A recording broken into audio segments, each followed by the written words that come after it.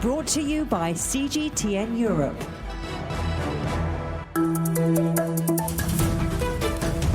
I'm Stephen Cole. Welcome to the Agenda podcast. There are currently more than 30 armed conflicts continuing around the world. Some grab the headlines, while others continue out of the global spotlight. As the fighting continues, there's always the hope that the conflicts will end in peace. This remains an important goal, but what happens once the fighting stops? Today on the Agenda podcast, we look at what we can learn from how peace and reconciliation has been achieved in different countries around the world. To find out more, I spoke to Lord John Alderdice, former leader of Northern Ireland's Alliance Party, about his role in the Good Friday Peace Agreement, which brought peace to the region after decades of religious division. Started in 1970, right through the Troubles. How did you sustain momentum through those years? The truth is the party didn't keep up the momentum. It went to and fro. My very first election was fought as a local government candidate during the hunger strike. A very, very difficult period when the party went from moving forward to being pushed back in a very serious way. Then we had the period of the Anglo-Irish Agreement where, having lost many nationalist supporters in the hunger strike period, we lost many unionist supporters during the protests against the Anglo-Irish Agreement. So it was a hugely confusing and angry time. Very. Of many killings as well, extrajudicial killings. Absolutely. How did you start to deal with that kind of level of violence and division? I think people had in themselves a great sense of conviction and principle. This was our community. Something horrible was happening in it. None of us wanted to go anywhere. We wanted to try to resolve our problems. And we really did believe, despite what everybody else thought, that it was perfectly possible for Protestants and Catholics, Unionists and Nationalists to live together with good relations with the rest of the UK and the Republic of Ireland. Is that the emotion you have to tap into, the desire for peace and reconciliation? Oh, absolutely. Absolutely. I've just finished doing 10 years of work on the use of peace, or the use of water as something that can bring peace rather than conflict in the Middle East and in various places. And what I've become quite convinced about is, yes, it is possible to use it, but only if there is a real desire for peace and an end of conflict. If the people want to continue on fighting, then they will continue fighting no matter what you do. Once, however, you get to a hurting stalemate, where both sides feel we can't win, we can't be defeated, but we can't win, then you can begin to get people to look at things in a different kind of way. And that's what happened in Northern Ireland. And talk us through the Good Friday Peace Agreement. You're one of the architects of that agreement. Where did you start with that? Well, the first thing was to try to see the problem in a different way. And what we began to say was, this is not fundamentally about borders or policing or any of these kinds of things. What it's about is disturbed historic relationships between communities of people. In most situations where people are trying to address conflict, they simply try to get the people together, sometimes even force them together. Get them around the table. Get them around the table and force them to reach an agreement. You know, lock the door, throw away the key until they get an agreement. We'd tried that, it didn't work, because there's always somebody who can pull it apart. Even if you get an agreement, if people aren't committed to it, they can shred it, and it's a complete waste of time. In fact, it's worse than that, because it makes people feel that there is no hope. So what we tried to do was get a different kind of language, a different way of understanding it, that it was about relationships between communities of people. Relationships are not just something in the here and now. If you have a relationship with somebody, it has a history. There's a time when things were good or bad, and as you meet the person in the here and now, you can remember how it was. Was it good? Was it bad? Were there problems, difficulties? And in particular, in these disturbed relationships, if you have an experience of humiliation and disrespect, if you experience this of profound unfairness, if peaceful democratic ways of sorting the problems haven't worked, then you have the material there for violent conflict. Which can be applied to most violent conflict. Absolutely. Everywhere I've gone in the world, the Middle East, Sub-Saharan Africa, Latin America, the Balkans, South Asia, this is the commonality of the human condition. There's the history, the politics, the religion, maybe all different.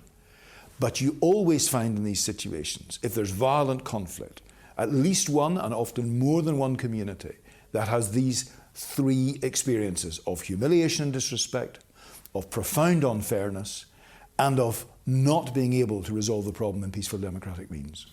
You talk about the human condition. You were a practicing psychiatrist. Did you use your skills and what you learnt during the negotiations for the Good Friday Peace Agreement?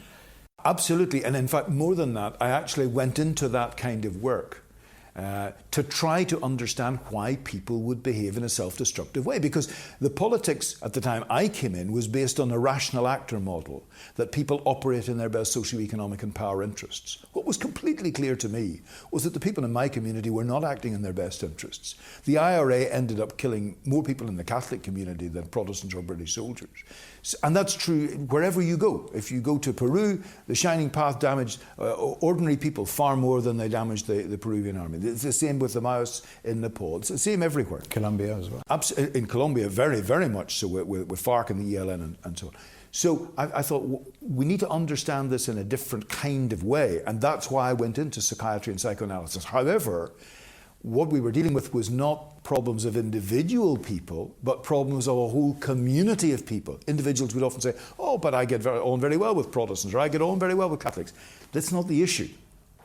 Nor is that the resolution of the problem. So taking kids from Protestant and Catholic backgrounds away to spend 6 or 8 weeks with each other and build up friendships, and so that doesn't resolve the problem either. Because when they came back to their community, the communities were still divided. Now, of course, if you can get leaders to engage personally with each other, that's a different thing, but they still have to bring their community with them. So it's a question of large group psychology more than individual psychology. Peace has broken out, to use a bad expression. You followed up with reconciliation. Then, how do you sustain the peace? How do you build the reconciliation? Well, the key thing is these are relationships. They're not something that you sort any more than you sort your game of golf. You know, it has its ups and downs. The relationships go to and fro. They require the building of trust. Trust isn't a prerequisite for a peace process. It's an outcome of a peace process. And it's not something that is ever sorted, because people can do things that then break the trust down. You mentioned reconciliation. We have not achieved reconciliation. And I don't know whether we ever will. What we've got done is we've got to a point where we can disagree with each other without killing each other, and where we've created structures through which we can work together with all our disagreements. And you can see those disagreements continue to emerge. For example, there are still those who see the Good Friday Agreement as a route towards a united Ireland, and that Brexit may give that an opportunity to move forward further. And there are others for whom the Good Friday Agreement was the limit of how far they were prepared to go from a unionist point of view, and who felt that that had stabilised Northern Ireland's position in the UK, but because of Brexit are now beginning to wonder if that's actually true. The ability to forgive, if not forget, is of course key to any peace and reconciliation process. Well, joining me now from West Rand in South Africa is the author of the book Forgiveness Redefined, written by Candice Mama. Candice, thank you so much for joining us. You have an incredible tale of forgiveness, so tell us your story. Hi, Stephen. Thank you so much for having me. So my story is based in South Africa.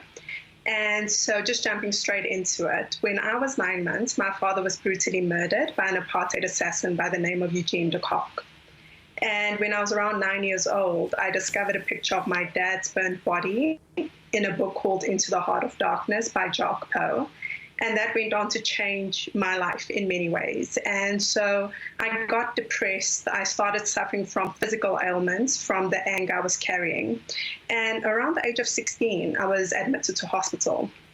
And the doctor confirmed that my body was killing me.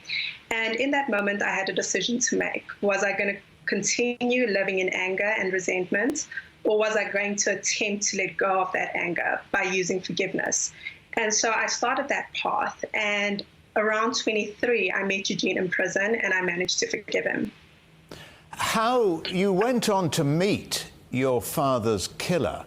Can you tell us about that? Yes, so I never thought it would happen for me, to be honest. So it came out of the blue. The National Prosecuting Authorities contacted my family, and they asked us, would we like to meet Eugene? And of course, it was something we all were shocked about. None of us were really prepared for it. And I decided immediately that I was going to go. And so I went with the rest of my family, who eventually decided they'd come along with me.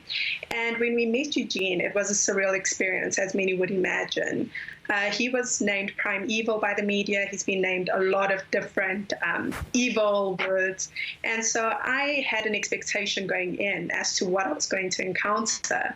I didn't think that I would leave that meeting, having extended the branch of forgiveness towards Eugene.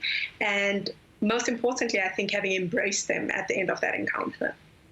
You said it was a surreal experience, which it must have been, but what emotions did it evoke in you? Wow, so many. I think going into the encounter, I didn't actually know how I was going to take it, because although I thought I'd forgiven Eugene for my health, for myself, I didn't know what it would be like sitting across from him. And so as we were talking, I actually didn't say anything. My family started speaking, and, Eugene told us what happened to my father. And he broke down many other things and many other operations that he took part in. And so when he broke down the story about my father in particular, he told us that my father was actually ambushed. And so Eugene ran down the Nelspruit Bridge when he saw that his team hadn't managed to stop my father. And so he emptied out his magazine cartridge on my father's vehicle and into my father, and then he doused them all in fuel and he set them alight. So after hearing that, of course, I was upset. I was taken aback. I'd never heard that much detail before. However, at the end of the encounter, as we were wrapping it up, my family started saying, Eugene, I forgive you. I forgive you. And when it got to me, I had a question for him. And I said, Eugene, I want to say I forgive you. But before I do, I want to ask you one question. And he said, of course, what's that? And I said, do you forgive yourself? And he looked away and he dabbed the side of his eye. And he said to me, when you've done the things I've done, how do you forgive yourself? And in that moment, I just broke down. I started crying and sobbing. And I realized that I wasn't sobbing for myself, but for the man in front of me. And that's what really surprised me. And I suppose, hearing your story, you're never going to reach your own peace unless you find forgiveness. Absolutely. I think you summed it up so well. And I think for me, I always break down between forgiveness and reconciliation. So for me, forgiveness is a very personal act. It's about you. It's about saying, I refuse for this incident or this person to continue controlling me. And then reconciliation is the second part of that for me. It's about sitting in front of that person or those people and then extending that branch to them and saying, now I choose to engage with you, and now I decide whether I want to extend this branch of forgiveness towards you. That brings us to the end of another edition of The Agenda. You can subscribe to this podcast on iTunes, Stitcher and Spotify. You can also find us on CGTN Europe Facebook, Twitter, Instagram and YouTube.